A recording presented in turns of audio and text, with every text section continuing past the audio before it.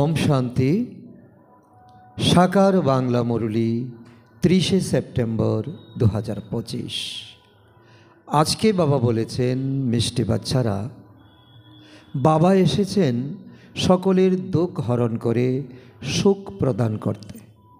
সেই জন্য তোমরা হলে দুঃখ হরণকারী সন্তান। তোমরা কাউকে দুঃখ দিও না। তো আজকের মহাবাক্য শুনতে সাধারণ মনে হলেও অনেকবার আমরা শুনেছি, আবারও বাবা আমাদেরকে শোনাচ্ছেন। তার কারণ বাবা যা শুনিয়েছিলেন তা আমরা অভ্যাসে পরিণত করিনি, তা আমরা আমাদের শিক্ষায় আসেনি, আমাদের আচরণে আসেনি।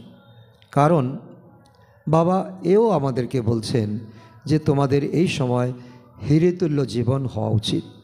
কারণ এই অমূল্য সময় এখন যদি তোমরা নষ্ট করো, কারণ রাতে তোমরা ঘুমিয়ে কাটাও আর দিনে তোমরা খেয়ে কাটাও, আর এইভাবে তোমরা পরমাত্মাকে ডেকেছিলে, তুমি এসো এই দুনিয়াকে এখন সুখের দুনিয়া বানাও, আমাদেরকে সুখের দুনিয়াতে নিয়ে চলো।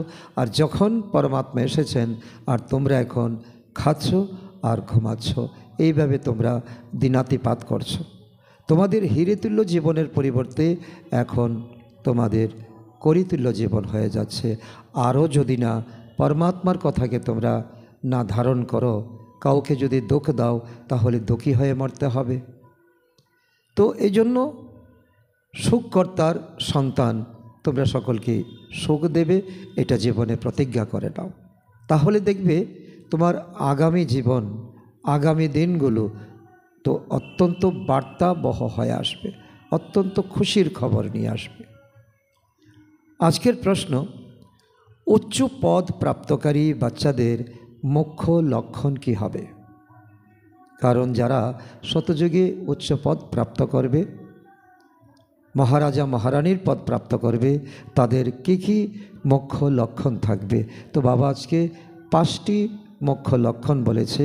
তো আমরাও চেক করে দেখব যে এই 5টি আমাদের জীবনে সংযোজন হয়েছে কি না। যদি সংযোজন না হয়ে থাকে তাহলে তাকে চেক করে চেঞ্জ করতে হবে। উত্তর 1 নম্বর, তারা সর্বদা শ্রীমতে চলতে থাকবে। নাম্বার 2, কখনো অবাধ্য হবে না। 3, নিজেই নিজেকে রাজ তিলক দেওয়ার জন্য পড়াশোনা করে দ্রুত অগ্রসর হবে। নাম্বার 4, নিজের কখনো ক্ষতি করবে না। নাম্বার 5, সকলের প্রতি দয়াবান আর কল্যাণকারী হবে। তাদের সার্ভিসের প্রতি অনেক আগ্রহ থাকবে। আর লাস্ট নম্বরে বাবা বলেছেন 6 নম্বর, কখনো কোনো ঘৃণ্য কাজ করবে না, ঝগড়া বিবাদ করবে না।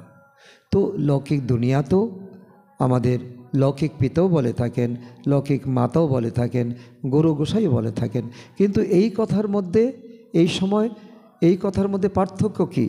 এই সময় পরমপিতা পরমাত্মা এখন শিক্ষক হয়ে এসেছেন।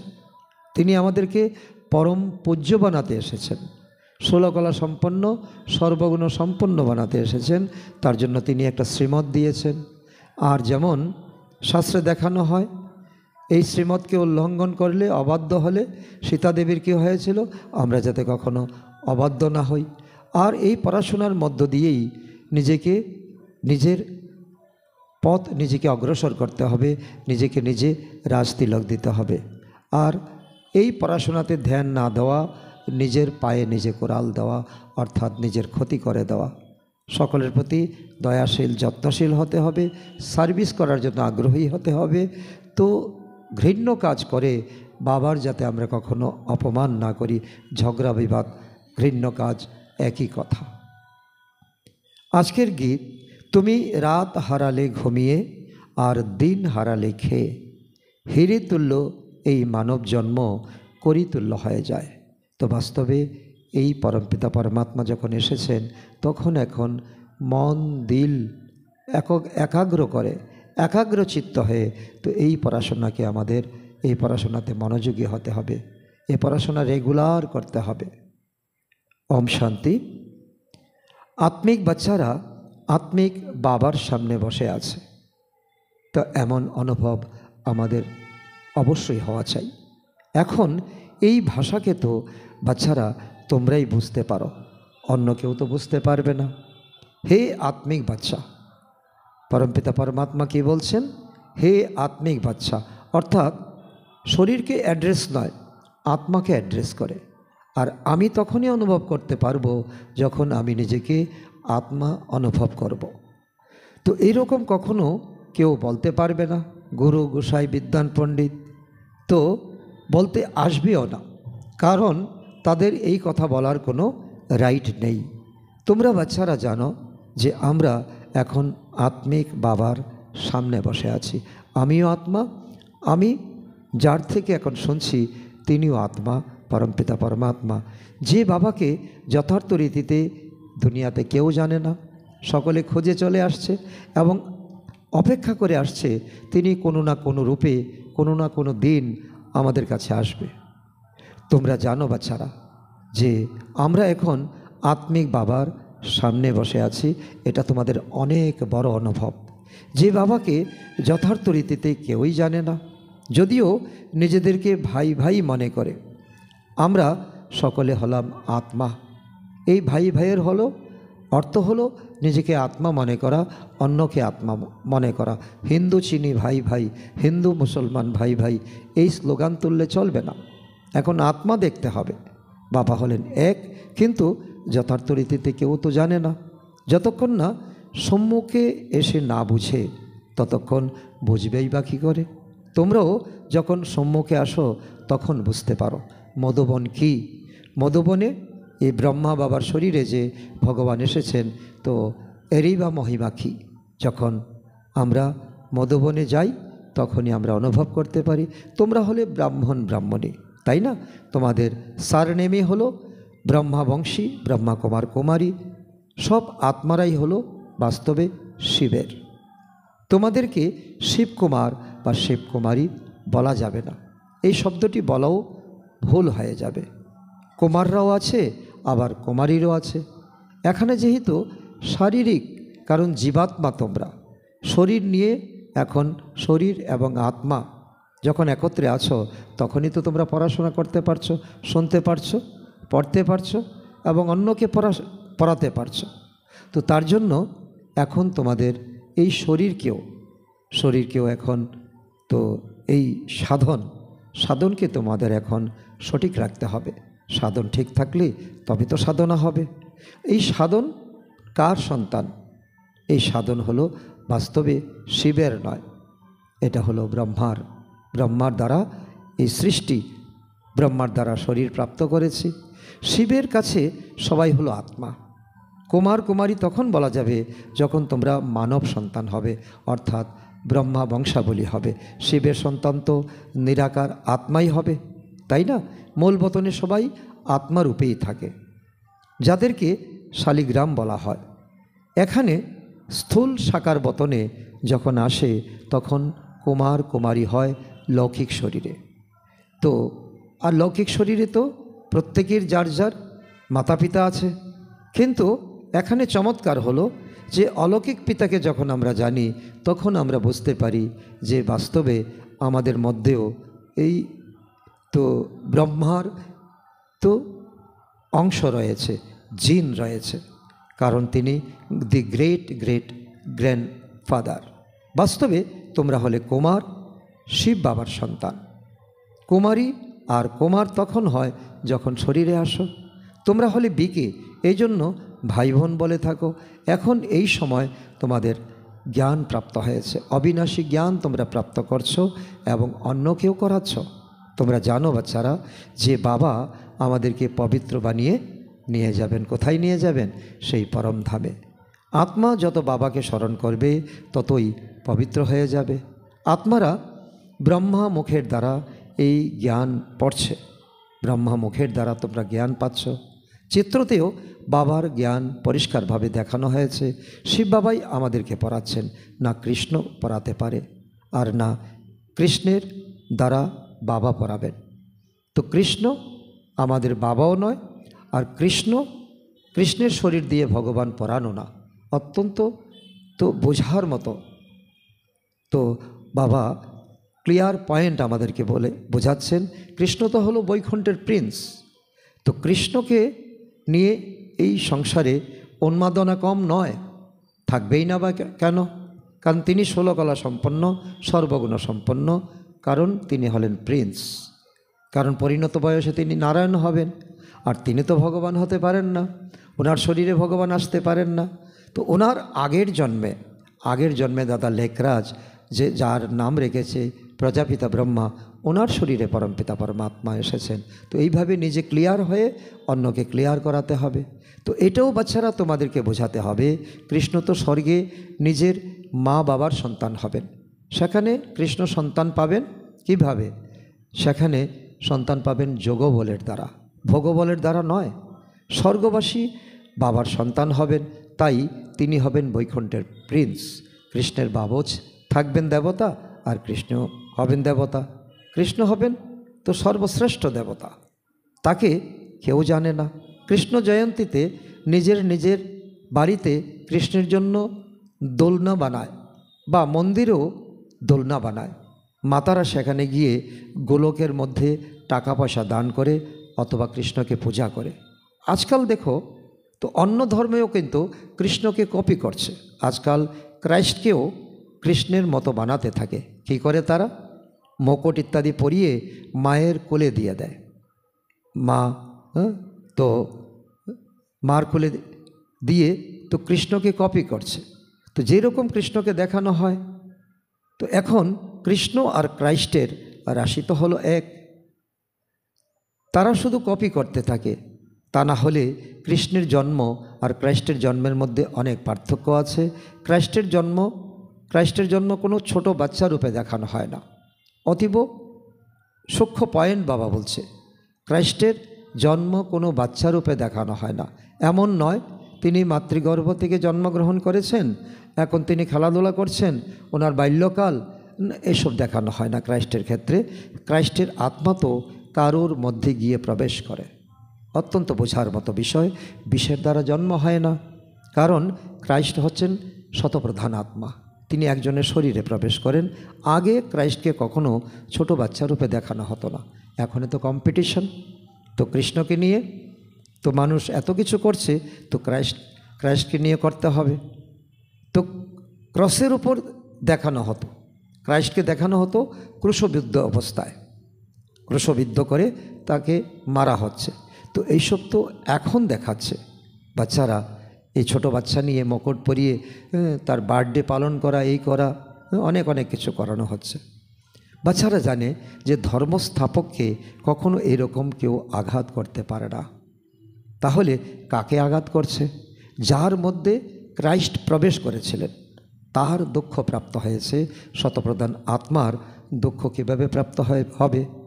কারণ যখন ক্রুশবিদ্ধ করার সময় তখন ক্রাইস্টের আত্মা এই কথা বলেছে যে হে ঈশ্বর, তারা জানে না তারা কি করছে, তাদেরকে ক্ষমা করে দাও, এই বলে তিনি পালিয়েছেন। আর এতগুলো প্যারাক মারা হয়েছে সেই শরীরে, যে শরীরে ক্রাইস্ট প্রবেশ করেছিলেন। তিনি এমন কি কর্ম করেছেন যার জন্য তিনি এত দুঃখ ভোগ করবেন? তো আত্মাই শতপ্রধান অবস্থায় আসে। যে কোনো ধর্ম আত্মা আসেন যখন, তখন শতপ্রধান অবস্থায় আসেন। তিনিও আসেন, ইব্রাহিমও আসেন, বুদ্ধও আসেন। তো তারা সকলেই পরকায়াতে জন্মগ্রহণ করেন। তো সকলের হিসাব নিকাশ সমাপ্ত হয়ে যায়। তো এই সময় বাবা সবাইকে পবিত্র বানাচ্ছেন। সেখানে থেকে শতপ্রধান আত্মা এসে পরমধাম থেকে তো দুঃখ ভোগ করতেই পারে না, এটা লজিক নয়। আত্মাই ভোগ করে, তাই না? তো ক্রাইস্টের আত্মা কি পাপ করেছে? তিনি তো শতপ্রধান এসেছেন, আত্মা শরীরে থাকে, তাই দুঃখ হয়। তো আমার কষ্ট হচ্ছে, এই কথাটি কে বলে? এই শরীরের মধ্যে কেউ থাকে, আত্মা থাকে, আত্মাই কষ্ট পায়। আত্মাই তখন বলে মুখ দ্বারা যে আমি কষ্ট পাচ্ছি। তারা তো আবার বলে দেয় তো পরমাত্মা অন্তরে আছে। প্রত্যেক শরীরে, প্রত্যেক মানুষের মধ্যে পরমাত্মা বিরাজমান। তো পরমাত্মা কি তো এমনভাবে বলবেন যে আমার দুঃখ হচ্ছে। তিনি তো এসেছেন এখন সকলের দুঃখ হরণ করতে, আর তার জন্য তিনি আমাদেরকে রোজ পড়াতে আসছেন এবং আমাদেরকে এই সাধারণ সংসারের কথা নয়, তিনি মহাবাক্য উচ্চারণ করে বলছেন যে কাউকে কখনো দুঃখ দেবে না। এটা জীবনে প্রতিজ্ঞা করে নাও। জীবনে কোনো রকম তো মনের দ্বারা, বচনের দ্বারা, তো কর্মের দ্বারা কাউকে কখনো দুঃখ দেবে না। দুঃখ তো অনেক প্রকারের দিতে পারো, কাম কাটারির দ্বারা দিতে পারো, যে কোনো রকম কাউকে শরীরে আঘাত করে দিতে পারো। তো কোনো প্রকারের দুঃখ দেওয়া চলবে না, তবেই তুমি সত্যযুগের তো ভাগীদার হবে। তো আত্মাই বলে থাকে যে হে পরমপিতা পরমাত্মা, তো আমাদের দুঃখ হরণ করো। তোমরা দাপর থেকে বলে এসেছো আত্মা পারলৌকিক বাবাকেই আহ্বান করে। তো এখন তোমরা জেনে গেছো যে বাবা এসে গেছেন, দুঃখ হরণ করার যুক্তি বলে দিচ্ছেন। আত্মা শরীরের সাথেই এবার হেলদি এবার ওয়েলদি হয়। মূল বতনে তো হেলদি ওয়েলদি বলা যাবে না। সেখানে কি কোনো সৃষ্টি আছে? কোনো সৃষ্টি নেই। সেখানে তো আছে কেবল শান্তি। কোনো রকম সেখানে শব্দ নেই, কোলাহল নেই, কোনো জন্ম নেই, কোনো মৃত্যু নেই। তো তাকেই তার জন্য বলা হয় নির্বাণ ধাম, পরম ধাম, শান্তিধাম, লাল দুনিয়া। আত্মারা শান্তি সধর্মে স্থিত থাকে। এখন বাবা এসেছেন সকলের দুঃখ হরণ করে সুখ দিতে। তাই বাচ্চাদেরকে বলা হয় যেমন বাবা তেমন তোমাদের হতে হবে। তো তোমরা আমার হয়েছ, তাই না? তাই কাউকে দুঃখ দিও না, এটা প্রতিজ্ঞা করো। এটা হলো যুদ্ধের ময়দান, কিন্তু গুপ্ত যুদ্ধ, অর্থাৎ এটা মনোযুদ্ধ। আর মহাভারতে দেখিয়েছে তো ময়দানে যুদ্ধ, ময়দান আর মন। তো আর সেটা হলো প্রত্যক্ষ মহাভারতের যুদ্ধ কৌরব পাণ্ডবে দেখানো হয়েছে। তো এখানে যে গায়ন আছে যে যুদ্ধের ময়দানে যার বীরগতি প্রাপ্ত হবে সে স্বর্গে যাবে। কথাটা অভ্যর্থ, তারও অর্থ তোমাদের বোঝাতে হবে। তো কোন উদ্দেশ্যে পরমাত্মা বলেছেন? তো এই লড়াইয়ের মহত্ব দেখো কত বেশি। বাচ্চারা জানে যে সেই লড়াইতে মারা গেলে কেউ স্বর্গে যেতে পারবে না। বাবা বলেছেন যে সেই যুদ্ধক্ষেত্রে লড়াই তো হলো হিংসার যুদ্ধ। সেখানে গুলিগালা, তো বন্দুকবাজি, বোম ফাটানো, এগুলো তো করতেই হবে। সেটা হিংসা নয় কি? কিন্তু গীতাতে ভগবান উবাচ আছে, কি আছে? তাকে তো সবাই মানবে। ভগবান কাকে বলছেন? সেই যোদ্ধাদের বলছেন নাকি তোমাদের বলছেন? তো উভয়কে বলছেন, উভয়কেই বলছেন। তাদেরকে বোঝাতে হবে, কারণ এমনও হতে পারে কেউ এই পরমপিতা পরমাত্মার জ্ঞান প্রাপ্ত করে সে যোদ্ধা, সে পরমাত্মার জ্ঞান প্রাপ্ত করেছে, সে যুদ্ধক্ষেত্রে গেছে, তো তার জন্য একরকম অর্থ, আর যে পরমাত্মাকে চিনেই না তার জন্য আরেকটা অর্থ।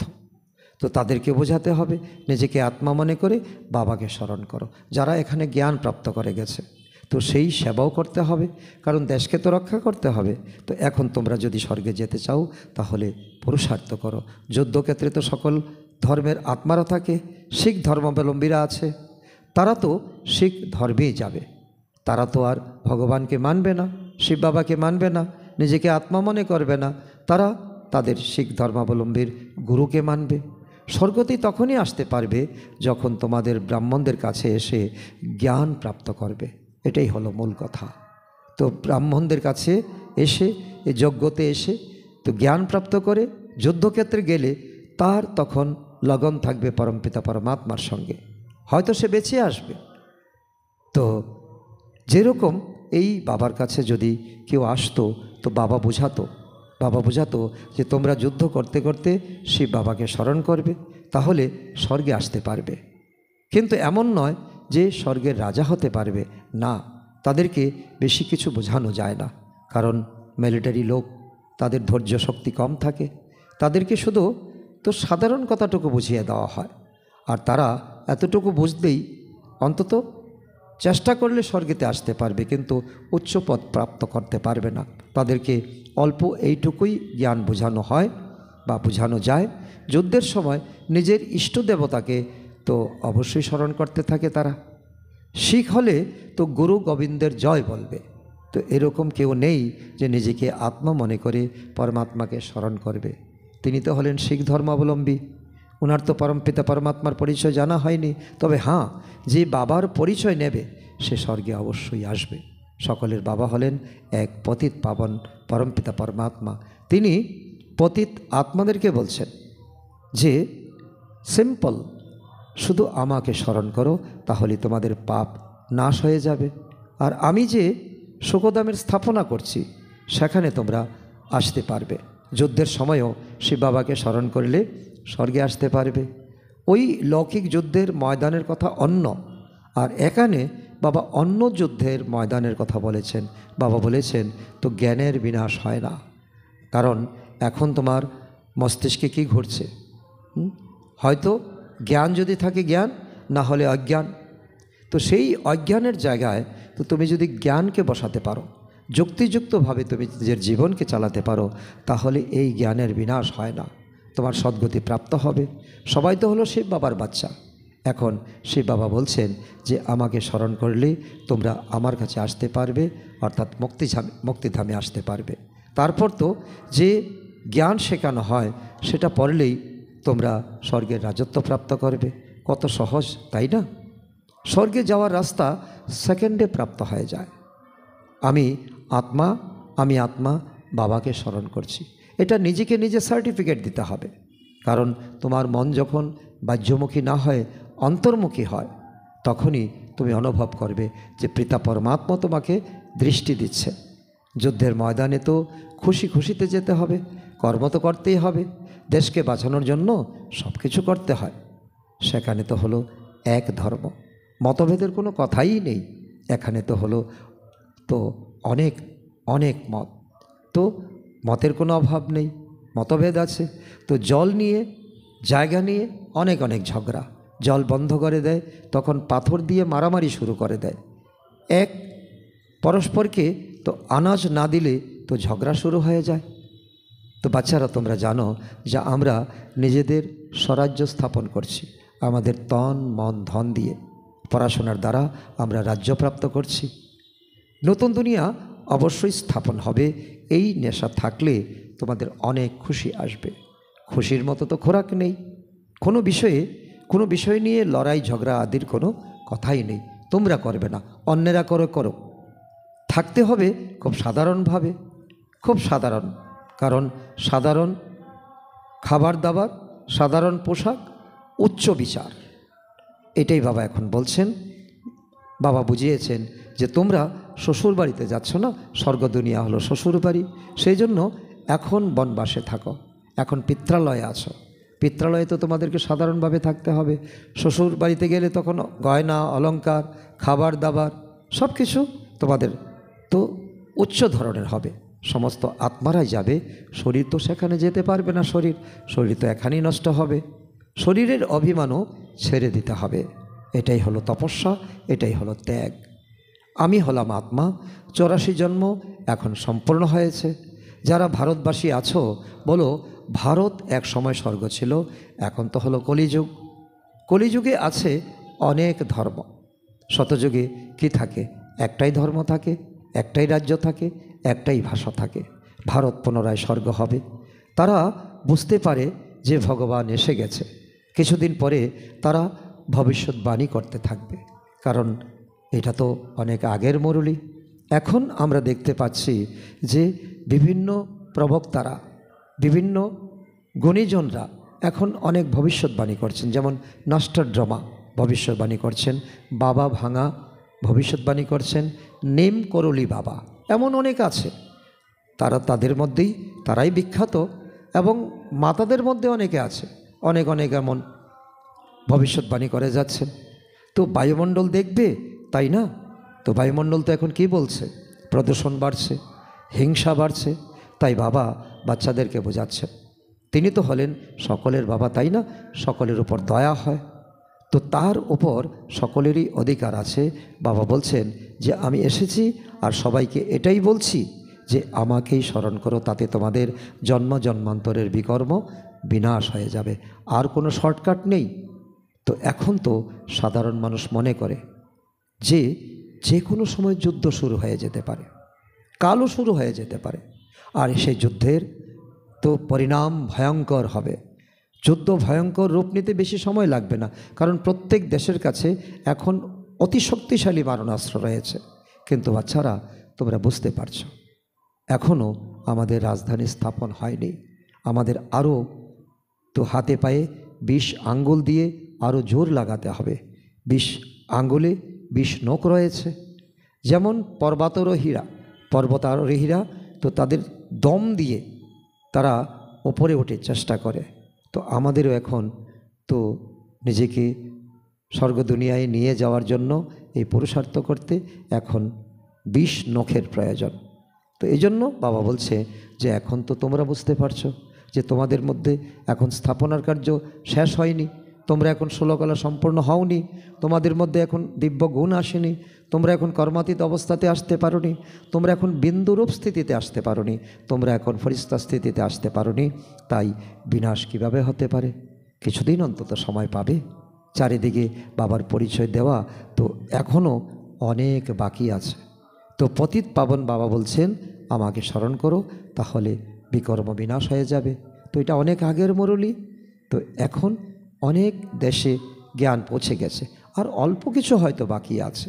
তো এখন খবর সকলের কানে কানে পৌঁছে যাওয়া চাই। এখন মিডিয়ার দ্বারা সকলের কানে কানে পৌঁছে যাচ্ছে। এখন যদি কেউ জেগেও ঘুমায় তাহলে তো ভগবানকে আর দোষ দিয়ে লাভ হবে না। যদিও যুদ্ধ শুরু হয়ে যায় তো বমও পড়তে থাকে, তবুও তোমাদের এই বিষয়ে নিশ্চয় আছে যে আমাদের রাজধানী অবশ্যই স্থাপন হবে। আমরা যাব না তো আর কে যাবে? আমাদের আলবেলাপন করলে চলবে না, আলস্য করলে চলবে না, আমাদের এখন তীব্র গতি পুরুষার্থ করতে হবে। তো ততক্ষণ বিনাশ হতে পারে না। বিশ্বতে শান্তি বলা হয় তাকে, তাই না? তো বিশ্বযুদ্ধ শুরু হলে তো সমগ্র বিশ্বই শেষ হয়ে যাবে। তো এটা হলো ঈশ্বরীয় বিশ্ববিদ্যালয়। সমগ্র বিশ্বকে তোমরা জ্ঞান প্রদান করো, অর্থাৎ সারা ইউনিভার্সকে বোঝানোর জন্য। একমাত্র বাবাই এসে সমগ্র বিশ্বকে পরিবর্তন করেন। তারা তো কল্পের আয়ু কি দিয়েছে? লক্ষ লক্ষ বৎসর। তোমরা বাচ্চারা জানো যে এই কল্পের আয়ু 4 যোগ মিলে 1 কল্প। এই 4 যোগ মিলে 1 কল্পের আয়ু হলো কেবল 5000 বৎসর। বলা হয় যে ক্রাইস্টের 3000 বৎসর পূর্বে ভারত কে ছিল? স্বর্গ দুনিয়া ছিল। তো সেই বাইবেলে লেখা আছে, তোমরা জানো যে এর আয়ু তো অ্যাকুরেট 5000 বৎসর। তো ইসলামী বৌদ্ধি আদি সকলের হিসাব নিকাশ বের করা হয়। তারা তো ড্রামার ওই সময় তারা আসবে, দ্রাপর যুগের ওই সময় এত খ্রিস্টাব্দে তারা আসবে। তাদের পূর্বে দ্বিতীয় আর কারো নাম ছিল না। তোমরা নির্ভুলভাবে এবং পুঙ্খানুপুঙ্খ তারিখের হিসেবে সব কিছু প্রকাশিত করতে পারো। তাই তোমাদের অনেক নেশায় থাকতে হবে। তো নেশা তোমরা চড়াতেও পারবে। ঝগড়াদের কোনো কথাই নেই। তারাই ঝগড়া করে যারা অনাথ হয়, কারণ আমাদের উপরে তো আছেন শিব বাবা, আমাদের মালিক। তো তোমরা এখন সনাথ হয়ে গেছো, তোমরা তো অনাথ নও। আজ ঝগড়া তারা করবে যারা পিতা পরমাত্মার পরিচয় পায়নি। তোমরা এখনও পুরুষার্থ করবে 21 জন্মের জন্য, সেটা প্রালব্ধ হয়ে যাবে। লড়াই ঝগড়া আদি করলে উচ্চ পদ প্রাপ্ত হবে না, শাস্তিও খেতে হবে। কোনো কথা থাকলে বা কোনো কিছুর প্রয়োজন হলে বাবার কাছে আসো, কারণ তখন সাকারে বাবা ছিলেন। তো সরকারও বলে যে নিজের হাতে আইন তুলে নিও না। তো কেউ বলে যে আমার বিদেশি ভোট চাই। হয়েছে ব্রহ্মাকুমার, এখনও শৌখিনতার একদম তো উচ্চে বসবাস করছে, কিন্তু সে তো ব্রহ্মাকুমার হয়েও হতে পারবে না। বাবা বলছেন বাচ্চারা, বাবা বুঝিয়ে বলছেন, মিষ্টি সুরে বলছেন, বাচ্চারা এখন তো তোমরা বনবাসে আছো। শাস্ত্রে দেখানো হয়েছে না, বনবাসে রাম সীতা গেছেন। তো তারা কি পঞ্চপাণ্ডব গেছেন? তারা কি কোনো শোট বোট পরেছেন? পরেননি। তো তারা স্বাভাবিক খাবার দাবার খেয়েছেন, সাধারণভাবে চলেছেন। তো সেখানে তোমরা অনেক কিছু প্রাপ্ত করবে, কারণ সত্যযুগ তোমাদের শ্বশুর বাড়ি। বাবা তো সত্য কথাই বোঝাবেন, নাকি এই কথা সত্য নয়? এই কথা তো বলতে পারি না, এই কথা বলতে পারবেও না কেউ। যে বাবার বাচ্চা সে কখনো এই কথা বলতে পারবে না। এখানে তোমরা এইসব আশা কেন করছো? কারণ উচ্চ কাপড়, উচ্চ গয়না কেন চাইছ? এখানে তো খুব সাধারণভাবে থাকতে হবে, না হলে তো মুহুর্মুহু তোমাদের দেহভান চলে আসবে। এখানে নিজের ইচ্ছা অনুসারে চলবে না। বাবা যেটা বলেন, শরীর অসুস্থ হলে ডাক্তার আদিকে ডাকেন, ওষুধ আদি দিয়ে সকলেরই দেখাশোনা তো হয়। তো খরপোশ তো দেওয়া হয়, খাবার দাবারও পাচ্ছ তোমরা, না উচ্চ না নিম্ন, মধ্যখানের খাবার দাবার তোমরা পাচ্ছ, পুষ্টিকরণ খাবার দাবার পাচ্ছ। তবু প্রত্যেক কথাতে বাবা বসে আছেন, বাবা নজরদারি করছেন। শ্রীমতী আছে, তাই না? নিশ্চয়ের মধ্যে বিজয় আছে। আর যারা ভাবে তো আমি ভগবানের হয়ে গেছি, আবার লৌকিকের চিন্তা করে, তো তাহলে তাদের তো পরম্পরা প্রাপ্তি হবে না। তো সেই জন্য তারা তো সব কিছু বুঝতে পারে, তাই না? বাবার শ্রীমত অনুসারে চললেই কল্যাণই কল্যাণ হবে, নিজেরও কল্যাণ করতে হবে। কাউকে মূল্যবান বানাতে পারছো না, তার মানে নিজেরও তো এক পয়সার মূল্য থাকলো না, মূল্যবান হওয়ার যোগ্যতা নেই। কারণ জ্ঞান পেয়ে যদি জ্ঞানকে বন্টন করতে না পারো, তাকে বিতরণ করতে না পারো, তাহলে তোমারই বা কী মূল্য রইল? এখানে মূল্য না থাকলে তো সেখানে কি মূল্য থাকবে? সত্যযুগে সেবাদারি বাচ্চাদের সেবা করার অনেক শখ থাকা চাই, চক্র লাগাতে থাকবে তারা, আজকে এখানে তো কালকে সেখানে। সেবা না করলে তাদেরকে দয়াবান কল্যাণকারী কিছুই বলা যাবে না। বাবাকে স্মরণ না করলে তো ঘৃণ্য কাজ করতে থাকবে। তো অলস মস্তিষ্ক শয়তানের কারখানা। সেই জন্য বাবা বলেন তোমরা সেবাতে বিজি থাকো, সেবার নতুন নতুন বিষয় নিয়ে বিজি থাকো। পদও অনেক নিম্নমানের প্রাপ্ত করবে, এরকম নয় যে আমাদের তো শিব বাবার সাথে যোগ আছে, এরা তো হলো ভিখে। তো শিব বাবা ব্রহ্মার দ্বারাই শোনাতে পারেন। তাই শুধু শিব বাবাকে স্মরণ করলে তো মুরলী কীভাবে শুনবে? তাহলে রেজাল্ট কী হবে? না পড়লে কী পদ পাবে? শুধু যোগ দিয়ে তো হবে না, শুধু সেবা দিয়ে হবে না, চারো সাবজেক্ট তোমাদের হুঁশিয়ার হতে হবে। তাই শুধু শিব বাবাকে স্মরণ করলে মুরলী না পড়লে কি চলবে? তো এটাও জানো যে সকলের ভাগ্য উঁচু হবে না। তো যে চারো সাবজেক্টে মূল্য দিবে সে নাম্বার 1 পদ পাবে, যে একটা দুটো সাবজেক্টে প্রাধান্য দেবে তার পদও সামান্য পদ হবে। সেখানে তো নম্বরের ক্রমানুসারে পদ প্রাপ্ত হবে। পবিত্র তো সবাইকে হতেই হবে, আত্মা পবিত্র না হলে শান্তিধাম তো যেতেই পারবে না। বাবা এও বোঝাচ্ছেন তোমরা সবাইকে এই জ্ঞান শোনাতে থাকো। কেউ যদি এখন নাও শোনে, পরে কিন্তু অবশ্যই শুনবে। এখন যতই বিঘ্ন তুফান জোর কদমে আসুক না কেন, তোমরা ভয় পেও না, কেননা নতুন ধর্মের স্থাপনা হচ্ছে, তাই না? তো নতুনের উপর একটু তো বিচার বিবেচনা করতেই হবে। নতুন মানে তো নতুন, তোমরা জানো না, তার মানে তোমরা তাকে নিশ্চয় করে বিশ্বাস করে তো স্থির থাকতে হবে। তোমরা গুপ্তরূপে রাজধানী স্থাপন করছো। বাবা সেবাদারি বাচ্চাদেরকে দেখে খুব খুশি হন। তোমাদেরকে নিজেদেরকেই রাজতিলক দিতে হবে। কিভাবে? শ্রীমতে চলতে হবে, আর নিজের উপর নিজে কৃপা করতে হবে। এখানে বাবার অবাধ্য হয়ে চলতে পারবে না, কারণ এখানে এটা মাসির ঘর নয়। অকারণে নিজের ক্ষতি করো না। বাবা বলেছেন যে বাচ্চারা সেবাদারি হও আর কল্যাণকারী হও। স্টুডেন্টদেরকে টিচার বলছেন যে পড়াশোনা করে এগিয়ে চলো। তো তার থেকে আর কি আমাদের শ্রেষ্ঠ মত প্রাপ্ত হতে পারে? 21 জন্মের জন্য তোমাদের স্বর্গের স্কলারশিপ প্রাপ্ত হয়, রাজধানীতে যাওয়া। তো এটাই হলো সবথেকে বড় স্কলারশিপ। মিষ্টি মিষ্টি হারানিধি বাচ্চাদের প্রতি মাতা পিতা বাপদাদার স্মরণের স্নেহ সুমন আর সুপ্রভাত। আত্মাদের পিতা তার আত্মারূপী বাচ্চাদেরকে জানাচ্ছেন নমস্কার। আমরা আত্মারূপী সন্তানরা আমাদের মাতা পিতা বাপদাদাকে জানাই স্মরণের স্নেহ সুমন, সুপ্রভাত ও নমস্কার। ধারণার জন্য মুখ্য সার: 1 নম্বর, সঙ্গম যুগে তোমাদেরকে খুব সাধারণ হয়ে থাকতে হবে, কেননা এখন হলো বনবাসে থাকার সময়। এখানে কোনো আশা রেখো না, কখনো নিজের হাতে আইন তুলে নিও না, লড়াই ঝগড়া আদি করো না। নাম্বার 2, বিনাশের পূর্বে নতুন রাজধানী স্থাপন করার জন্য সবাইকে বাবার পরিচয় দিতে হবে। যে বাবা বলেছেন আমাকে স্মরণ করো তো বিকর্ম বিনাশ হবে আর তোমরা পবিত্র হয়ে যাবে।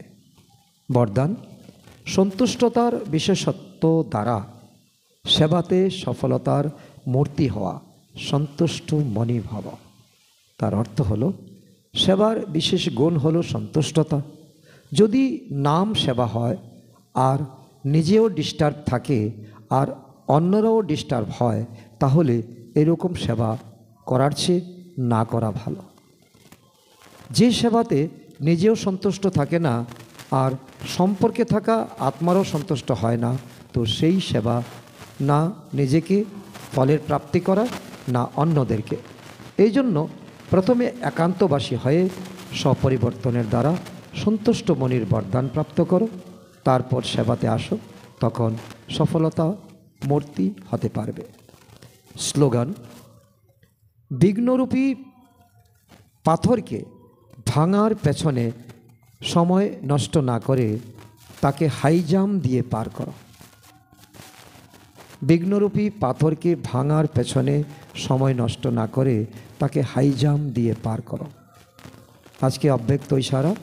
এখন লগনের অগ্নিকে প্রজ্বলিত করে যোগকে জ্বালারূপ বানাও। জ্বালারূপ স্মরণের জন্য মন আর বুদ্ধিতে পাওয়ারফুল ব্রেক চাই, আর চারিদিক থেকে মন বুদ্ধিকে গুটিয়ে নেওয়ার শক্তিও চাই। এর ফলে বুদ্ধির শক্তি বা কোনো এনার্জি ওয়েস্ট না হয়ে জমা হতে থাকবে। যত জমা হবে ততই পরখ করার শক্তি, নির্ণয় করার শক্তি বৃদ্ধি পাবে। এর জন্য এখন সংকল্প বিস্তার বন্ধ করতে থাকো, অর্থাৎ গুটিয়ে ফেলার শক্তি ধারণ করতে থাকো। আজকের সমান আমি সন্তুষ্ট মনি আত্মা। আচ্ছা, ওম শান্তি।